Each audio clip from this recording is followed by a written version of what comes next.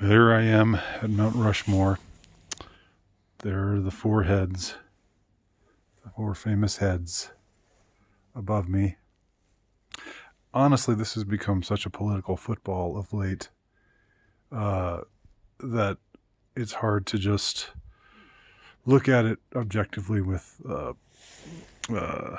as it were, the eye of one who is not bringing any baggage into it, uh, with the eye of one who's just seeing a monument for the first time without being told how he should feel about it, whether he should hate it, whether he should love it. It's really kind of hard to do that. And that's what I'm trying to do, nevertheless, with my assessment here. I remember when I climbed up to the Hollywood sign in a video that's since been nuked, thanks YouTube. I remember what came to mind for me at that time was I wanted to talk about how the Hollywood system was going to burn. I think I titled the video Hollywood Will Burn, and it was me talking in front of the Hollywood sign.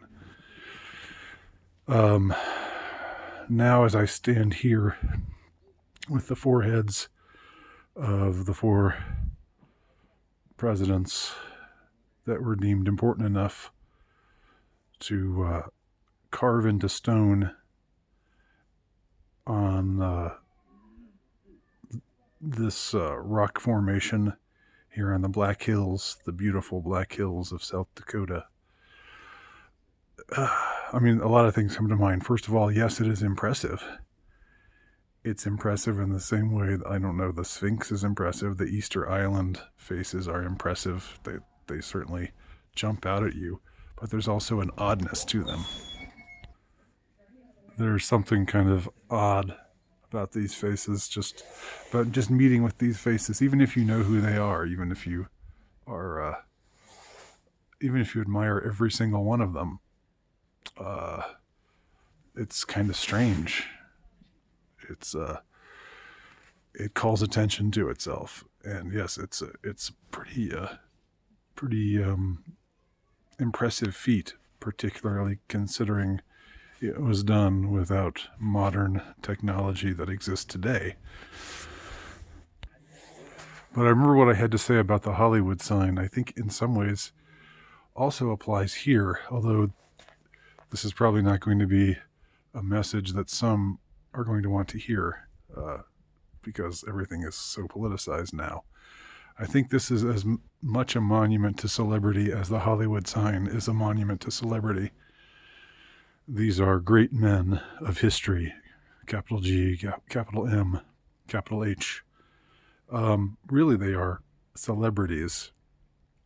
They were in the realm of politics rather than in the realm of entertainment, but I still see them essentially in the same way as celebrities. Did they do good? Yes, certainly some. I think particularly Washington and Jefferson, for their flaws, were impressive men. Lincoln was an impressive man, but had some pretty major flaws as far as the way he waged war. I think he could well be called a war criminal. And Theodore Roosevelt, I know the least about. I know he was a character. I know he liked big game hunting. I know he was a macho man, bigger than life kind of guy. I've got nothing personally against any of these guys. But now things are so politicized that it's like you have to, if you're on one side or the other of the ledger, you have to either hate them as dead white male slave owners, even though only two of them were slave owners, but racist dead white males, or you have to react against that and talk about their accomplishments and talk about all that they achieved for liberty and to end slavery, and particularly in Lincoln's case, and as far as Theodore, I'm not sure what he did for liberty or slavery. But I know he killed a lot of elephants. So that's something, I guess. I guess I'll close by just saying I'm annoyed and a little frustrated at how this monument, like so much else, has just been so thoroughly politicized. I remember this past summer when Trump gave speeches here, and that in itself was a response to the politicization of the destruction of all the monuments. And in that way, I was thinking, yes,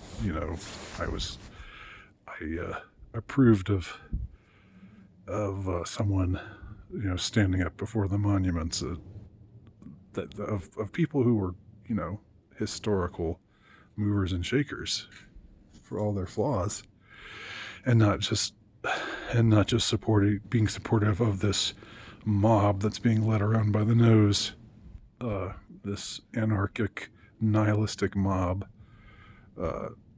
driven by hatred, with no notions of subtlety, historical or otherwise whatsoever. But in the same way, Trump standing before this monument and giving a speech in support of his side, and advancing his campaign, that was as much a politicization of these monuments as the destruction of the wanton destruction, the tearing down, the just despicable, outrageous, vandal-like behavior indulged in by many a mob. So it's a sign of where we're at right now, I think. Nothing can be neutral. Nothing can be seen with subtlety. Nothing can be seen with context. Everything is just has to be attacked, or it has to be as resolutely defended as others are attacking it. I wonder what these four guys would say about what's going on right now as our country slides farther and deeper and deeper and farther away from its moorings, and deeper and deeper into an abyss that can only end in civil war and or secession. Sobering thoughts here at the Mount Rushmore Monument in the beautiful Black Hills of South Dakota. Andy Nowicki, AltRightNovelist.com.